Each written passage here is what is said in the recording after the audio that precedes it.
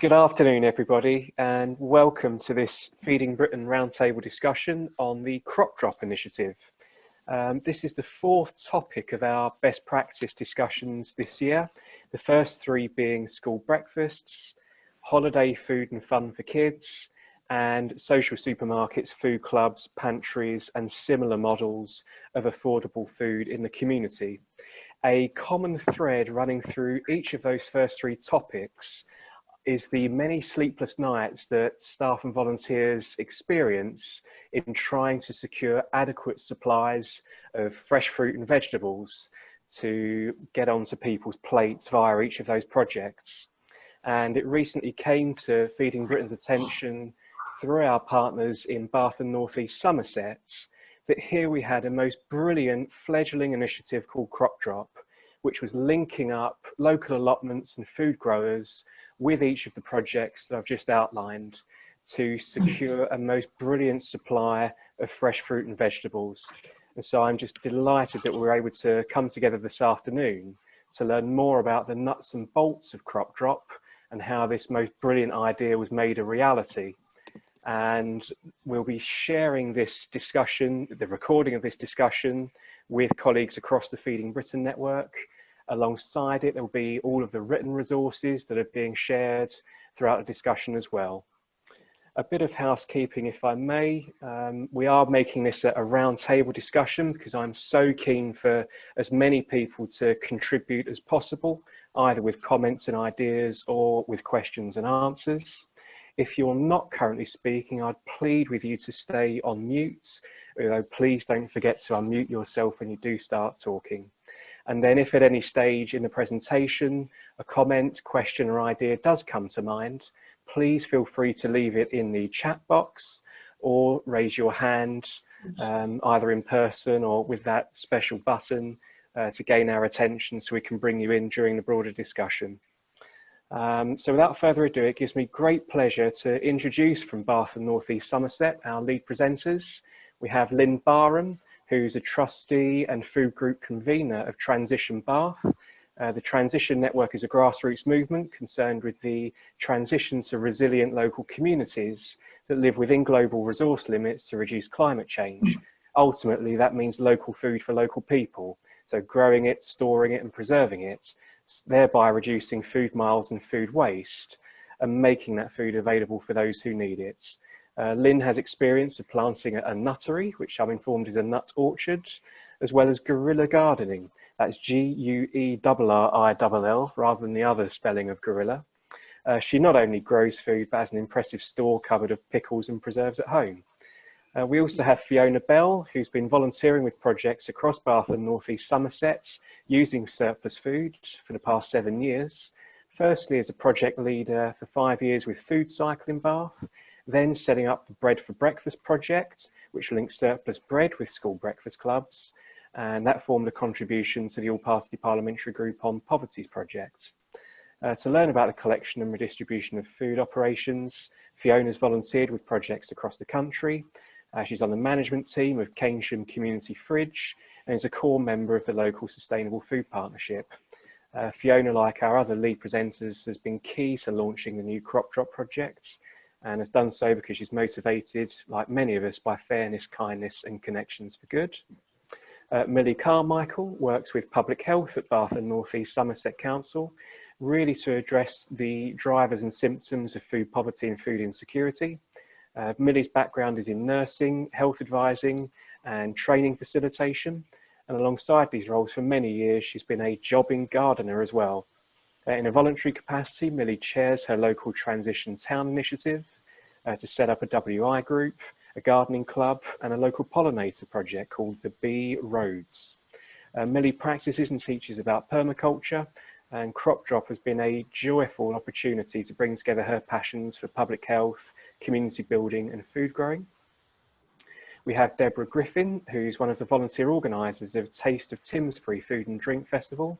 And now in its 4th year, this annual celebration is a community event, bringing people together to celebrate good local food. And as the success of that festival has grown, Deborah's worked with local partners on a range of legacy events, from cookery courses, wellbeing initiatives, and a planned community meal for older residents. and in her spare time, Deborah works with the local university, University of Bath. Penultimately, we have Jo Levington, who started volunteering in 2014 with Bath Food Cycle as part of the project leader team. Jo was key to transforming surplus supermarket food into community meals over the course of 5 years. Like Fiona, Jo was part of the Bread for Breakfast team, and he has also volunteered with Vegmead, which is a community-focused edible garden in Bath. Jo is one of the core members of the Sustainable Food Partnership in Bath North East Somerset, and among many of the expertise Jo brings to CropDrop is his design, website, social media and tech, and we'll be putting some of those skills to good use throughout the remainder of this discussion. And finally, we're joined by Sam Rudd, who's worked and volunteered in various roles across the South West Food Network for the past 6 years, after he graduated with a BSc in Food and Nutrition with Biology from Bath Spa University. During his time as a student, Sam helped organise Green Sustainability Weeks and set up a local growing group. Other projects included experience with Food Cycle, initially at the Bath Hub as a head chef and project leader, and then for the Exeter Hub as a co-founder and hub coordinator. While in Exeter, Sam achieved a postgrad in food security and sustainable agriculture. And before CropDrop, Sam worked as a seasonal chalet chef with Riverford Organic Farmers as a face-to-face sales team leader. So welcome to each of you. And I'll hand over to the aforementioned for a 20-minute presentation. Okay. Thank you very much, Andrew. I think I'm going to kick us off. Jo's going to show us some slides. So I've scripted this because I tend to waffle on, so I'm reading a script. So I just want to thank you all very much for this invitation, and we are going to tell you the story of the sharing of the abundance of local allotment growers in Bath and North East Somerset with local community projects who are offering food support to people struggling to make ends meet in these difficult times. So Bath and North East Somerset are the most recent addition, I think, to the Feeding Britain family. We formalised our membership on the 9th of September this year, after some months of collaborative involvement, very welcome funding support for our school holiday provision. I've been in this newly created part-time post in public health to coordinate local action around food poverty just since late January this year. And I'm very proud of what we've achieved to date, especially in the light of how COVID-19 really took centre stage. So of all the amazing things that I've been involved with so far, this project makes my heart sing the most.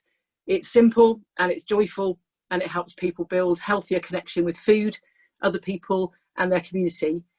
There are so many aspects of our impoverished food system that are compassionately held up to the light and found wanting by projects like this. Though small, I believe it is mighty in what it has achieved so far in a short space of time, and what it can grow into to help many people change their relationship with the food that they eat and how it's produced. So our team, if Jo can move us to the next slide, here we all are. So Jo and Fiona, as you've just heard, were active members of our food poverty steering group through being volunteers with the Sustainable Food Partnership. They knew Sam from having worked together before on community food projects and asked him to come on board. I met Lynn through my networking with the food poverty work and was keen to meet with her because we had this mutual understanding and involvement with the Transition Town movement. Jo introduced Deborah to the team through a previous volunteering connection that they'd shared, and so there you have them. This is the A team, a wonderful diverse mix of backgrounds and personalities that have really gelled and are certainly, I think, greater now than the sum of their parts. This amazing small team of people who have all volunteered their time to date are going to share some different aspects of the project with you, the practicalities, the geography, some challenges and successes, and we hope that some of you will be inspired to consider trying out something similar in your own areas. I'm going to pass on to Sam now, who's going to tell you more about the project ingredients and how it works in practice. Thanks, Millie. Hi all. So the project is made up of three simple components: growers, drivers and recipients. How did we make the project work? It started with Lynn representing the transition movement with a problem turned unknown solution surrounding bountiful allotment produce.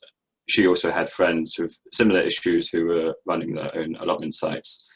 At the same time, Millie represented B&NES Council as its food poverty officer and for the food poverty steering group, who had contacts with various charity projects handing out food parcels, and was knowledgeable of the issue in accessing fresh and local produce in amongst the city for some families in Bath.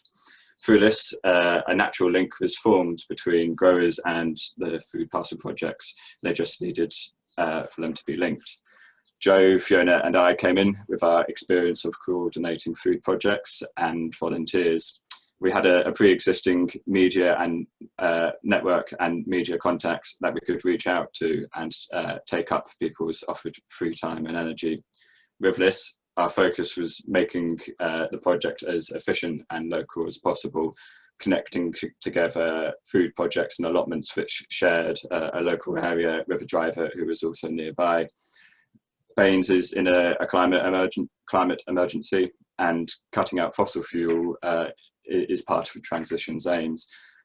So we wanted to keep food miles down and help try and connect and strengthen local relationships within these communities. Other things we did, we encouraged some of the growers from the allotments to help out with the transporting. We encouraged local growers to set up and coordinate their own site when they took interest in our project. We kindled relationships between some of the allotments and their recipients with a future aim and potential long-term benefits of thinking about the bigger picture in terms of providing education around growing, cooking and nutrition. Lots of strands and multiple benefits possible, just required sort of bringing it all together. The key to making this work was essentially, well, dotting your I's and crossing your T's. Getting it to run smoothly required an attention to detail in terms of organisation and logistics, trying to make these connections tidy. Small details such as when were allotment members harvesting from the allotment, when were food recipients receiving the food, and then how did we fill that gap. Next is Fiona.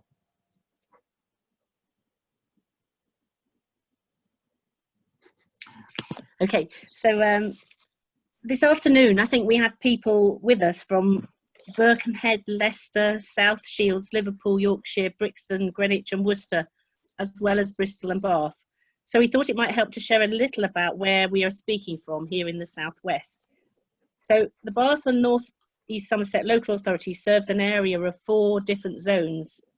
Firstly, the World Heritage City of Bath, with its Roman baths and Georgian architecture. Secondly, Keynsham, the site of a former Victorian chocolate factory, which is now closed and redeveloped. Thirdly, the Somer Valley, a collection of former mining communities. Yes, I did say mining, only 10 miles from Bath. And fourthly, the Chew Valley, a rural area often described as the Lake District of the Southwest. Now, you might not be aware of 2 further facts about Bath North East Somerset relevant to our talk today. Number 1, from the indices of multiple deprivation, Bath has the biggest spread of economic inequality. Behind our beautiful Royal Crescent, there is a street from where children come to school very hungry. And secondly, the attainment gap between socio-economically disadvantaged pupils and others in Bath North East Somerset is one of the largest in the country. Not statistics to be proud of, but they are behind our shared motivation to help with this project CropDrop. So if you move on now, we'll talk a bit about, there's a slide now of that looks a bit daunting initially, but we were trying to show what actually happened in the last 3 months here. So running through the middle of the circles of the weeks commencing, starting on the 20th of July, when there happened to be coincidentally 2 face-to-face meetings, our first as we emerged from lockdown, where Millie met me for the first time with Joe in my garden, and went from there to a meeting with Lynn. And as a result of those 2 meetings, that was where Lynn suggested the idea about doing the stuff with linking up the allotments. And Millie had just come from talking with me and Joe about the food projects, as we'd been harvesting a lot of data about how many parcels and where they'd gone around in Bath North East Somerset. So from there, I think you'll see along the top half of some of these actions we thought were significant. Lynn actually did deliver the first CropDrop herself when it wasn't known as CropDrop.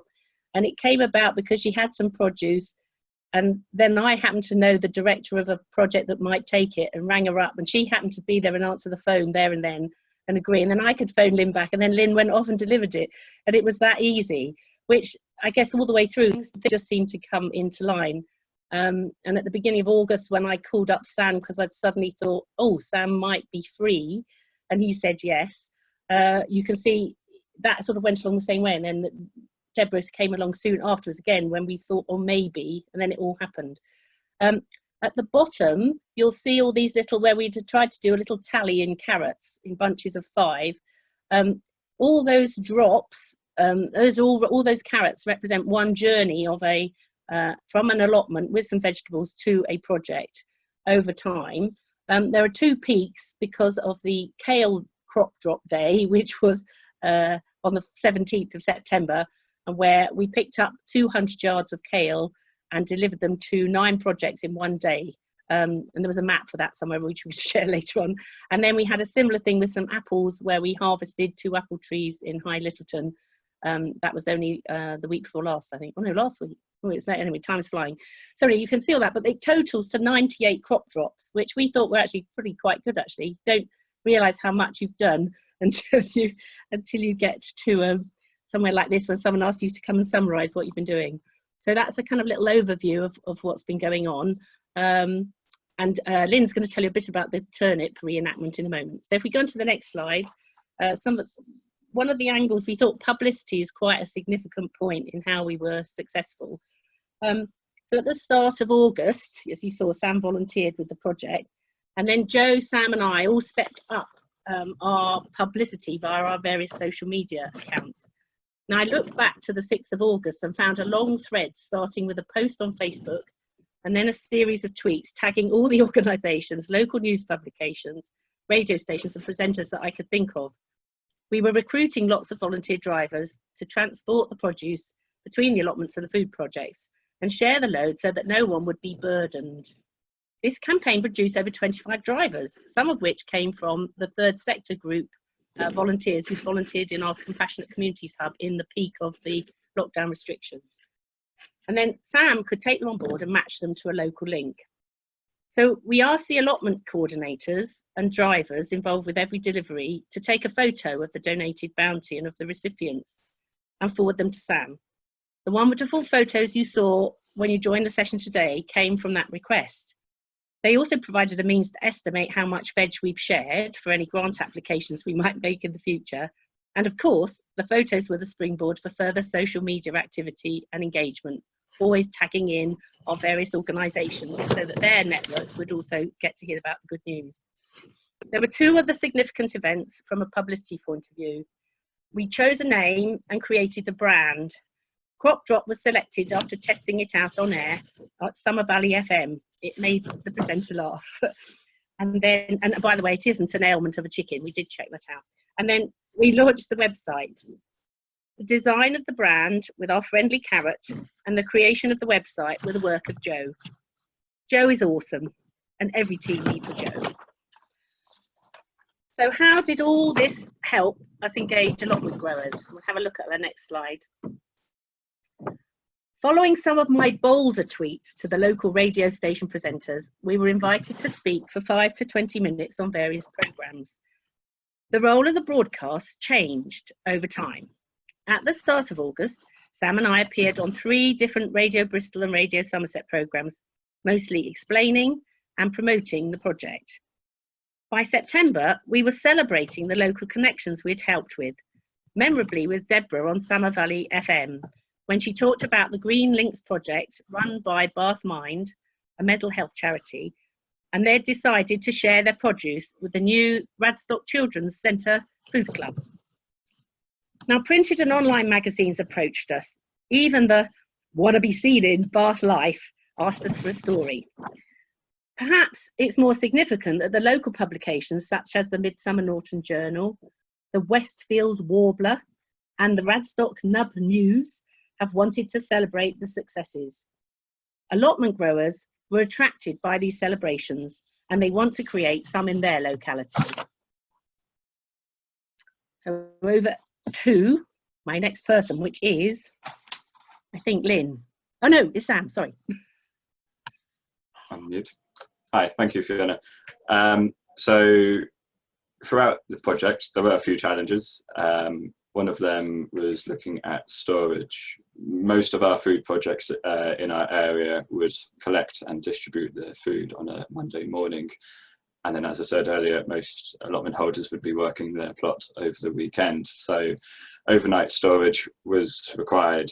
And then through that, it had to be protected from the weather. Back in August, we had a heat wave. Kale and other sort of light green vegetables don't do so well in the heat.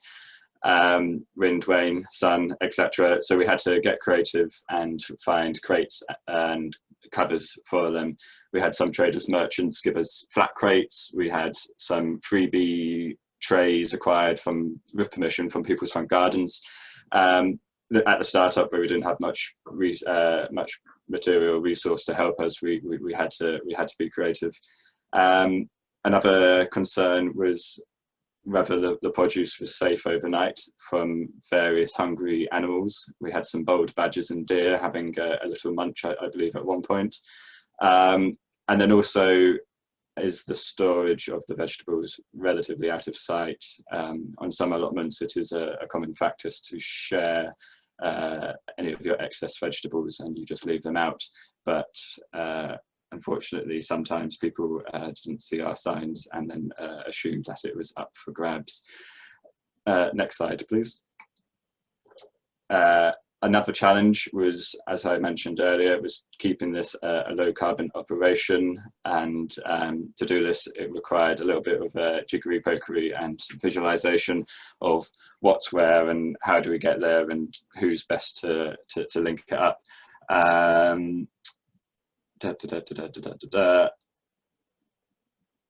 So one of my jobs was looking at the volunteers who came forward, asking whereabouts they were based in the city, and then as various allotments came on board and various food projects came on board, Len's selecting and asking the most relevant driver as to whether they would be happy to help create that link. And so half the time it would be within a mile or something close to that in terms of their journey distance, which is just fantastic. We did encourage some projects to collect it themselves if they were available, if they were able to. We thought this was quite important for helping build relationships between the growers and the food recipients. As I said earlier, long-term benefits if we can help make that a full circle approach, and then help encourage education around growing and cooking and food between growers and food recipients. That would just be great. And then the third challenge is over to Deborah. Thank you. So my particular challenge was one around community engagement, and this might actually answer the question that's going on in the chat. So my particular area was Somer Valley, so that was the red bit of the map. And what I was trying to do was get engagement from allotments and recipients to take part in the scheme. Somer Valley, it's a rural area. It's got an industrial history. It's coal mining, a high degree of retired folk, and always sees itself in the shadow of Bath. So I have to say there was quite a lot of standing by and watching how the project was going. There wasn't immediate engagement at all. So in my valiant attempts to try and spark that, I went through the parish councils and then went through the chairs of the allotment societies. But some of the responses I got was, well, is this a bit of a flash in the pan? This is a fad. How long is this going to last for? So that was the initial type of response that I got. So what I learned very quickly, that I had to spend quite a lot of time, invested quite a lot of time in building trust and credibility in the project. And I think that has paid dividends in the end. And for me, there's 4 learning points, basically, as I've reflected on that. First one was actually the governance of the project. It did help that we were supported by B&NES, our local authority, but not run by it. So having that connection, but not overall management of it, helped.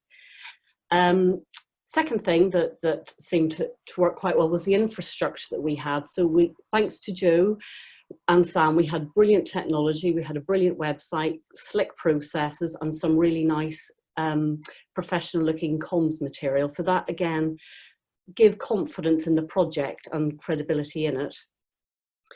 But the third thing, which is the biggie, my biggest learning point, was the people aspect of things and having to invest time to build credible and genuine relationships with the various villages and communities in Somer Valley.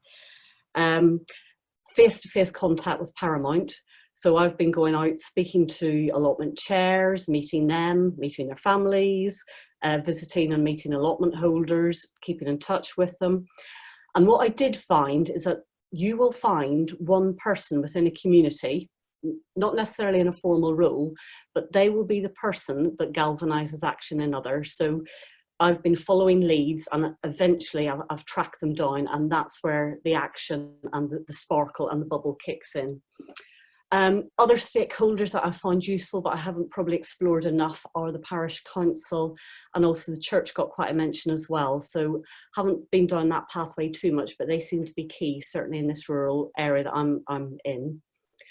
And just the fourth and final issue in terms of getting engagement, what's been helpful for me is actually the content of that message when I've been speaking to people. A lot of areas have got local systems in place anyway, so if it ain't broke, don't fix it. That's brilliant. We're not trying to impose anything.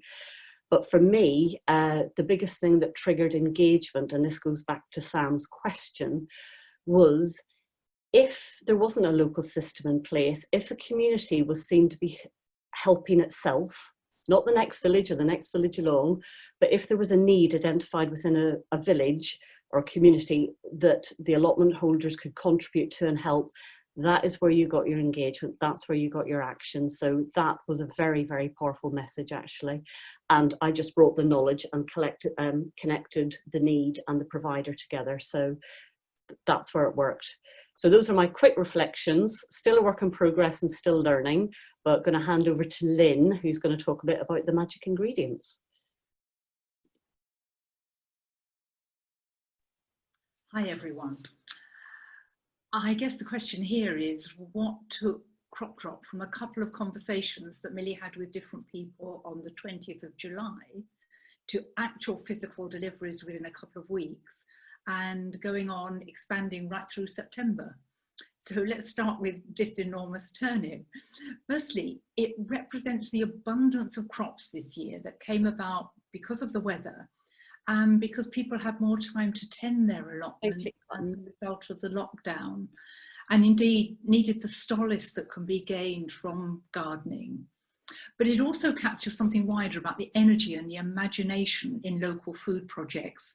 Gilly at the Bath Area Play Project, which is where this is really keen to engage young children with exploring and enjoying all aspects of food and of growing. And my chance mention of my enormous turnips just caught her imagination. Second thing is, of course, COVID-19. The pandemic caused a heightened awareness of food insecurity and led to improved data about food providing projects across Bath and North East Somerset.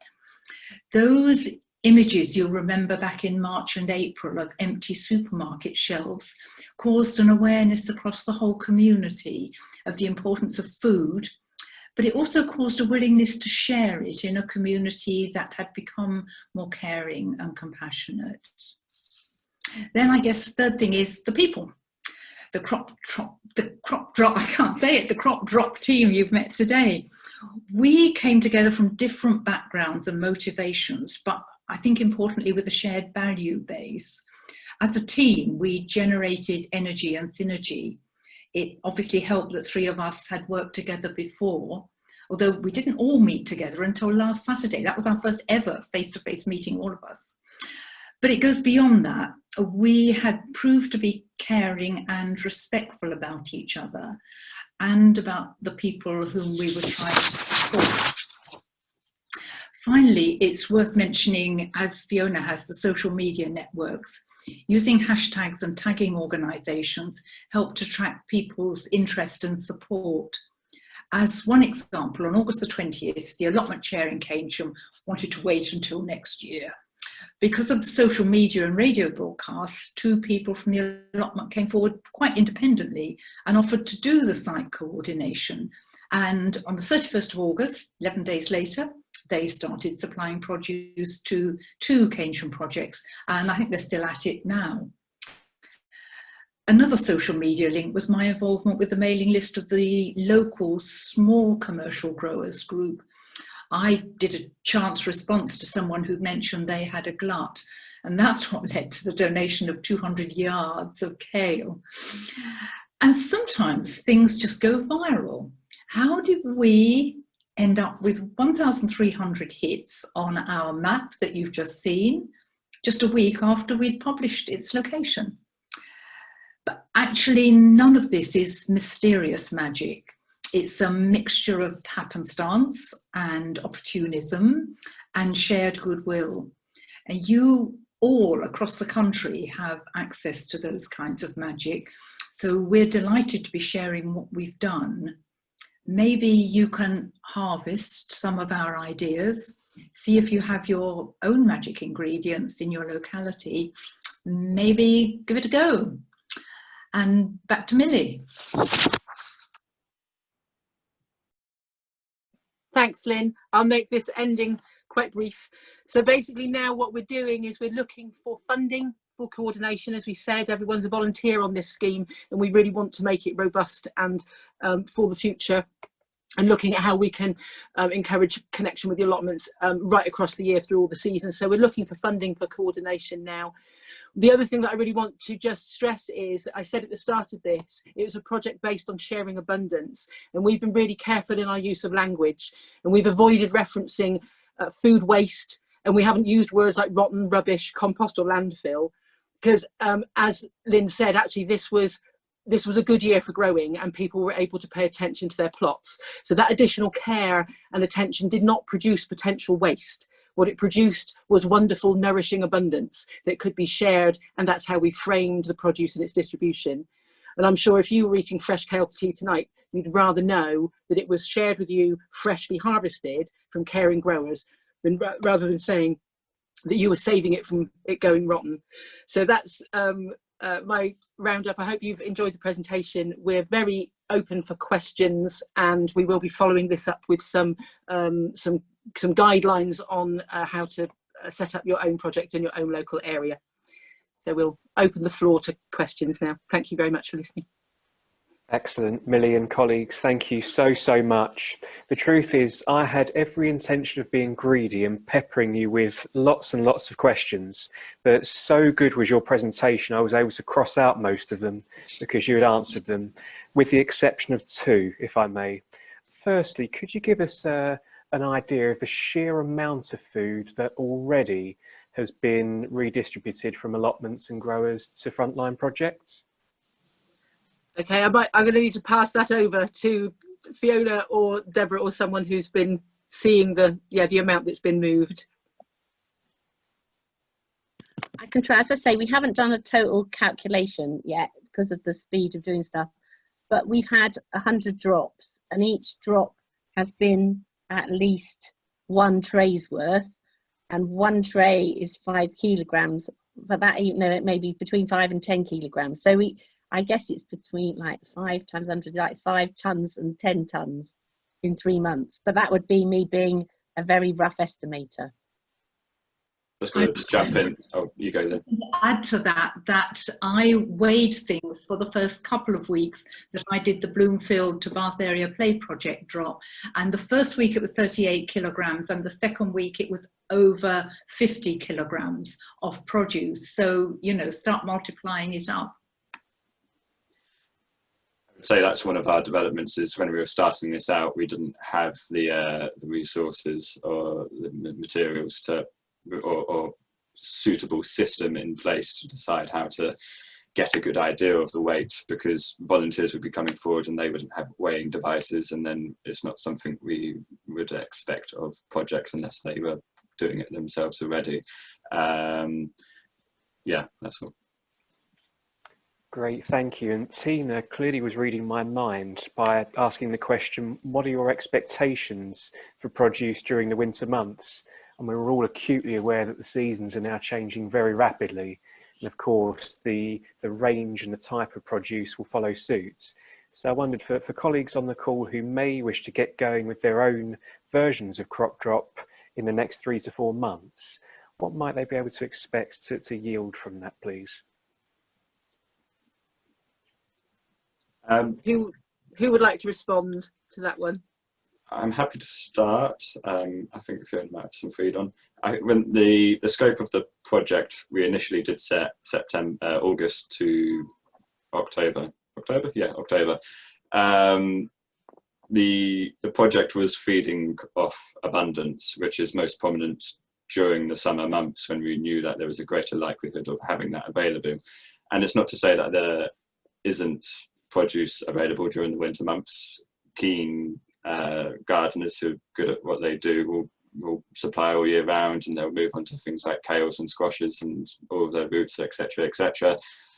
But we haven't led in with expectations of people having abundant quantities of that compared to courgettes, where when they're going, and whether you're ready or not, they're there.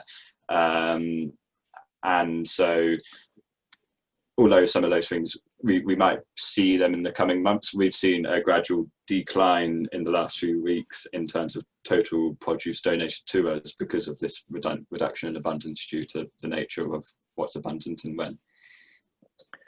Can I jump in here? I think one of the things is, yes, it's easy to collect abundance, and people are really happy for it not to go to waste and to be used. The winter crops like leeks, carrots, Brussels sprouts, beetroots, all of them are there, but they tend not to be abundant, and they will sit in the ground and wait for you to pick them. And so you don't have the same urgency to give them away now before they spoil. So I think that's the difference between the summer and winter crops. But I think we need to encourage people to, grow a second line of carrots, because, in a packet of carrots you get, 300 seeds. Well, it would be quite easy, but we need to encourage people to do this. So I think the coming spring, my husband and I run the trading hut for the Allotment Association in Bath, and people can order seeds from King's for a third off. And in that promotion of that, I will encourage people to, if you've got a whole packet of carrots, well, why not plant it? You can give the produce, there's somebody to receive it. And I think people will do that if they know that it's going to go somewhere and be used. So I think that's what we need to do. We need to start now, or January perhaps, saying to people, no, actually now, because people need to order, an extra packet of something in order to have more surplus. And I think people will do that now that they know that it's going to be used and, for the good of everybody. And I think people will be pleased to do that. Thank you, Anne. So the lesson I would take from that is that if we start now across Feeding Britain's regional partnerships to make those links, make those connections, sign up would-be supporters and contributors, knowing full well that for the next couple or few months at least, there might not be quite the abundance that we've seen over the summer. But of course, once those links have been cemented during these winter months, we'll be that much better prepared to take on the abundance from next spring onwards. Excellent, thank you.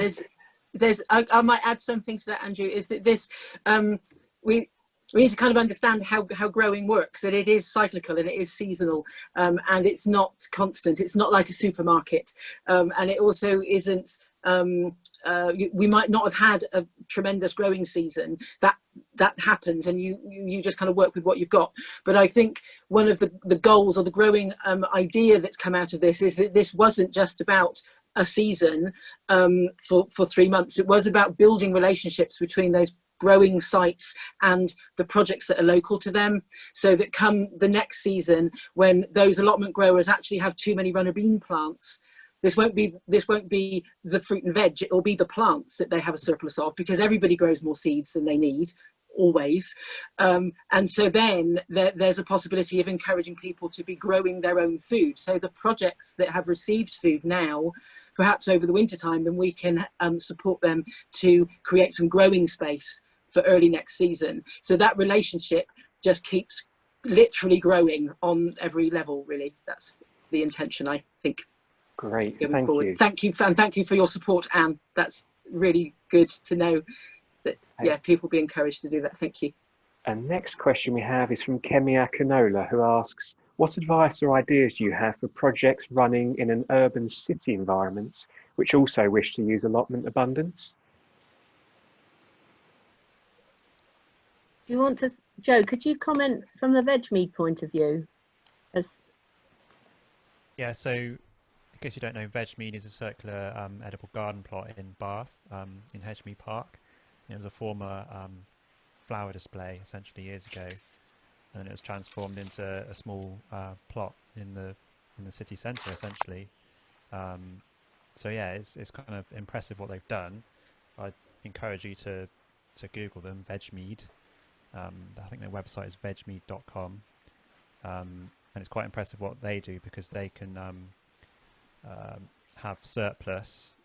They got a veg drop at the bottom of the hill in an old telephone junction box, and they leave their excess there, and people can take it as they see fit. So it's quite impressive for such a small plot what they can do.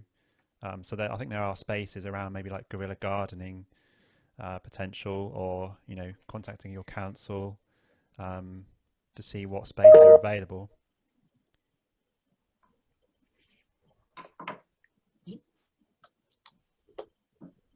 Thanks, Joe. I think there's also some really good examples of urban growing, not just in this country, but one of my particular heroes is Ron Finley. He's the gangster gardener. I think he's in South Central LA or somewhere. He is tremendous. Have a look at his work. You will be properly inspired by what can be done in a pretty destitute urban environment, actually. And I'm sure that much of that is replicable in our city centres in the UK. But yeah, we can put you in contact with some good examples of urban gardening, certainly, if that will be helpful. Can I just add that in case you don't know about it, it's worth Googling on Incredible Edible, especially the original one up in the Yorkshire-Lancashire, Todmorden area. And they did things like going to the local health centre and saying, why are you growing horrible bushes around the health centre? Why can't we use it to grow crops that you can give to the people who come to the health centre? So it's just a case of looking for anywhere there's space. Amazing space you can find for guerrilla gardening, and Incredible Edible will give you loads and loads of ideas. Thank you very much. We have a question from a near neighbour of yours, Ped in Feeding Bristol, who is asking, what would you do differently next year, if anything? He wants to go first. To go, Sam. I think, for me, for my point of view, would be the managing of all the information that comes in, and having a bit more of a slick volunteer / database project management system or whatever, because at the moment we use a spreadsheet which has been forced into some form of use for us that helps serves its purpose. But that, along with a better way of creating weekly reporting, which is more easy to collate and store and manage and those sorts of things, all of those small admin tasks that help make that, or what you're collecting and what you're doing, more easily manageable, and then worked from, and it would help a lot. From just coordinating point of view, what's happening, where's it going, what projects need help, who's doing what and where, all of those sort of small admin tasks from a coordinating point of view, as I say. Yeah, that would definitely help in the future. And I think all I would say is, it goes back to one of the first questions, is starting sooner. I think that was one of the questions we kept getting, the crop. We've maybe missed the July harvest, so it was diminished in terms of what we could share, but that goes back to the point, we've got a brilliant concept and we can actually build on it next year and start creating those relationships and getting people to think ahead. So I think that the general premise is good. It's just having more time to ease our way into it a little bit and get those connections going. Yeah, I agree. We'd have double the amount if we'd, if everybody had thought of it in February. But we did really, you guys did a really brilliant job, for half a year. And there is a need for this. The growers hate, chucking things away or things like that. So, it's a win-win. Lots and lots of growers were delighted, including myself, to be able to give them, give the stuff away. We're very happy to do so. And yeah, and so just start earlier, indeed. Great, thank you very much. Before I bring in Marie, who's raised her hand, and Kemi's come back with a question that I certainly had on my mind, which is, where do we start? What is our way into the allotments? How do we make those connections with the allotments so we can start urging them to share their abundance? Any advice, please? Fiona, would you like to? Yeah, if I start, we produced a how-to document because back in just around, actually on the same day as we heard about the kale glut, my best man and our best man and best woman were just saying, this CropDrop thing you're doing, we'd quite like to get involved. And they live over the border in Wiltshire, and the place where the kale was in Wiltshire, in Bradford-on-Avon. So I started a little how-to guide, which was just as well, because then when Andrew, you asked and kindly asked us to come along, we had the basis of a document for your for this community. So in it, we talk about all the places you go to find an allotment site and the routes to finding an allotment coordinator. If you don't have a Lynn on site, because we had a head start with Lynn because she knew all the people to start us off in Bath. But Deborah will probably comment about what happens. She could expand further on what happened in the Somer Valley, because we really didn't know. We just had a list in the Somer Valley based on my how-to guide, which says go to the parish councils, go to the town councils, find where all the public spaces are. And then Deborah took it from there. So if I hand over to Deborah, she could follow on with how you really get into the allotment side. Yeah, and I think it's what I said in my bit of the presentation. Actually, it's that face-to-face contact. So emails fall flat, really. And I've learned that through life. But introduction through an email, but following up with a phone call, offering to go and meet with people, going seeing the allotments. I've been to a lot of allotments. Meeting people's families seemed to be quite important just to get to establish credibility for maybe the project and me, and actually delivering. So I was able to demonstrate that I was able to deliver and do stuff, and I think that built up their trust in me. So I think those are the type of things that really help as they do in life, actually. I'll just build on from that, if that's... Yeah. We had two examples, one in Keynsham and one in an allotment in Coombe Down, of where, from our general volunteer call out, we had people coming saying, I'm happy to do driving and I'm a grower on this site. And then we then express, we're just trying to get the site on board. Can we keep your records on board, and then get back to you. But then also following up, do you have a contact, or do you have a contact for the site? And these people, long story short, they ended up being the people who ended up being main coordinator and representative for the site. Sometimes if you're going through the front to an allotment committee, for instance, they then have to have a meeting and make a decision, and they're and do we have the space, do we have a shed, is there the processes on board to make this happen?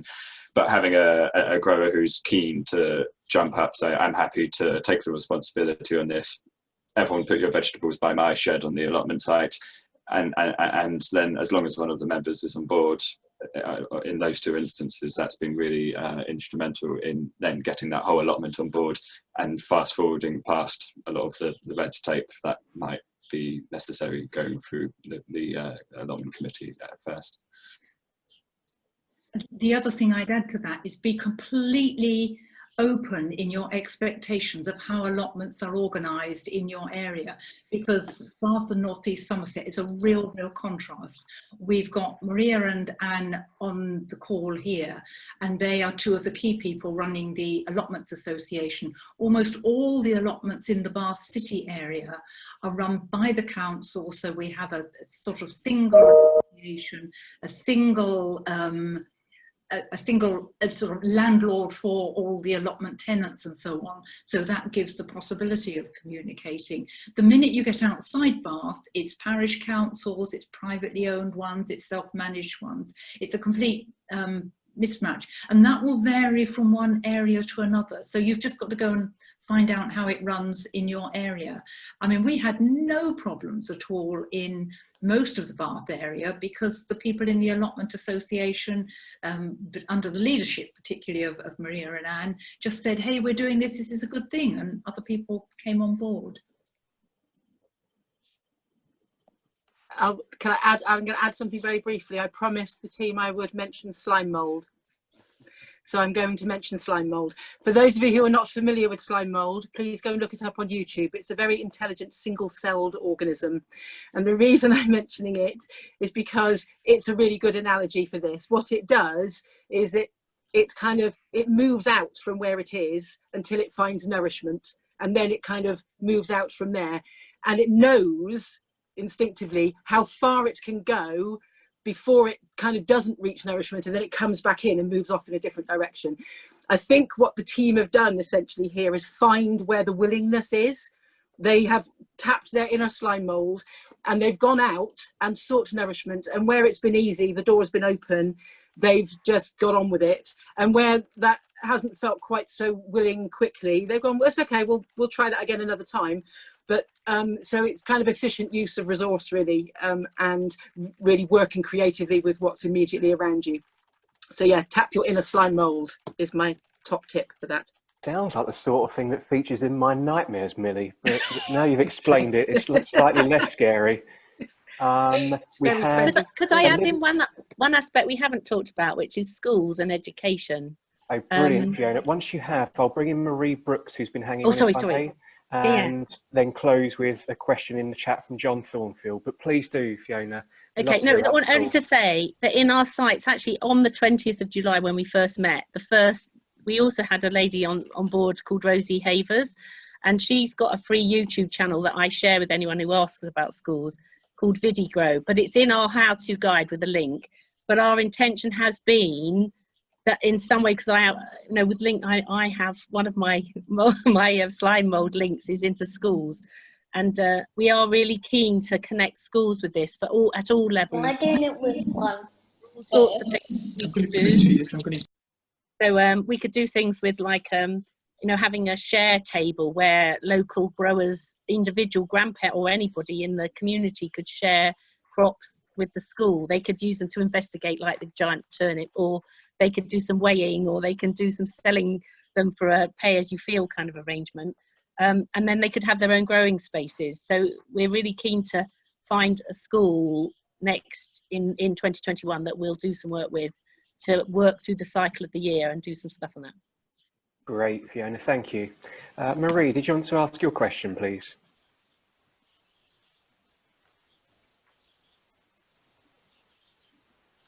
Marie? In that case, if I could turn to John's question in the chat, which says, you've said that trying to make the project as carbon neutral as possible is an objective. Can the team say a little about how they're achieving this and what further steps they'd like to take in the future?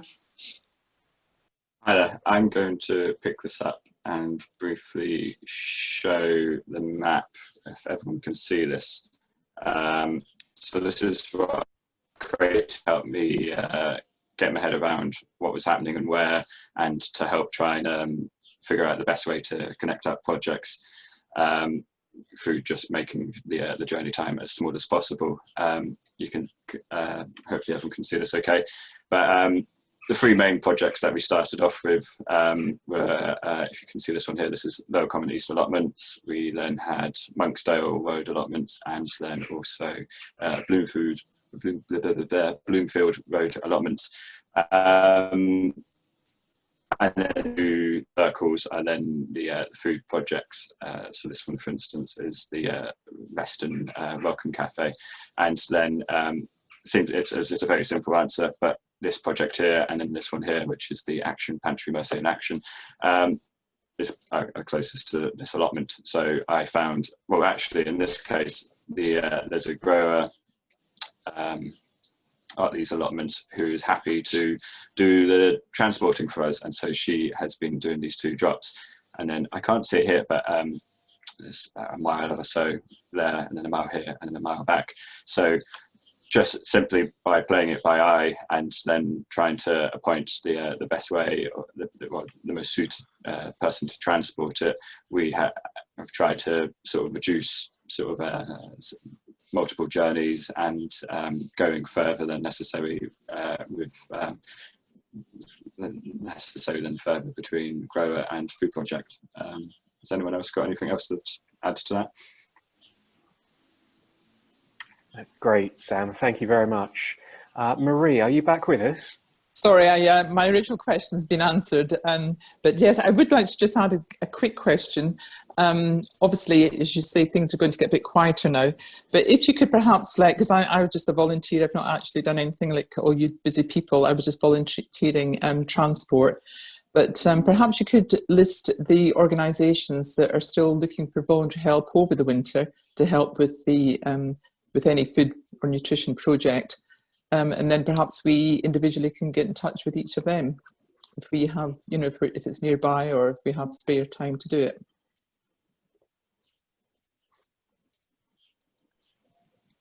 Are you in Bath, Marie? Yes, I'm in Central Bath, just on the Wellsway. Okay. Very interested in the homeless project. I've been working with them for the night shelter, not the night shelters, the food project, the feeding people in Walcott Street for the last 30 years. So something along those lines, that all these people that are not taking advantage of all the other things that are out there, you still see so many homeless on the streets there, but perhaps there's some other way we can make contact with them through this. For sure. I think we're very happy to put you in contact with the projects that we're working with, either directly or through the 3SG volunteering. We can connect you up. I'm not quite sure how the best way to do that is now. Do you know how to email at least one of us? No, yes, I'm sure I can work that out. But what is 3SG projects? What's that? I'm not the familiar with 3SG that. is the third sector group, so it's the umbrella organisation for BANES, for voluntary sector organisations, and they were quite instrumental in bringing together a lot of volunteers across BANES for COVID. That's great. What used to be the volunteer centre down in Abbey Green many years ago. Okay, then thanks for that. Okay. I will. We will be, yes, we will be in touch. Yes, there you go. Joe's just put up, you can contact us through the CropDrop website. He's added the link there. Excellent. Thank you very much. Thank you. Thanks, Marie. Thanks for all your hard work. Well, a key lesson I've certainly drawn is that through good old-fashioned word of mouth, the new world of social media and that valuable local press, you can really start laying the foundations in the next couple of months ahead of us, so that come the warmer months and the spring months, we can really make such a huge difference with variations of CropDrop across the Feeding Britain network and beyond. So my thanks are manifold to the team from CropDrop who have presented to us today. Really importantly, given some of the questions that have been posed in the chat, we'll be able to share a how-to document from Millie and the team, together with a recording of this meeting, and lots of other supporting information as well, so that Sarah and I and Elaine can follow up with our partners across the network on how those lessons that we've been hearing about today can begin to be applied across the network. So again, my thanks are to our panel for sharing that information, and for colleagues across the country who have joined us this afternoon to learn more about it and hopefully pick up some ideas to nick for their own areas. So thanks again, everybody, and we look forward to picking up another topic soon to hear about the most brilliant practice that's being pioneered across our network and hopefully can be shared. So thank you.